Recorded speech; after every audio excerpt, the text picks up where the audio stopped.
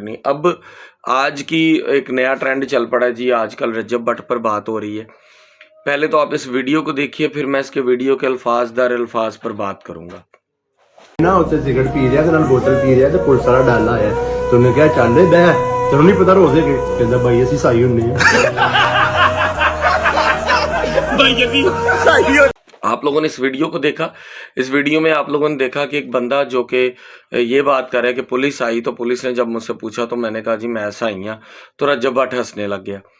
पहली बात तो ये, इस बात पर गुस्सा वो करेगा जो सही होगा। पहले तो जो सही है ना, वो बगैर दलील के, बगैर सोच समझ के, बगैर किसी अकल के बात करता है।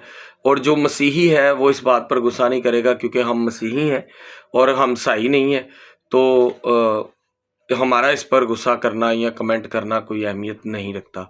अगर आप सही हो तो फिर आप गुस्सा करो, अगर आप मसीही हो, मसीह के पैरोकार हो, तो दलील पर बात करो जो हक सच की है।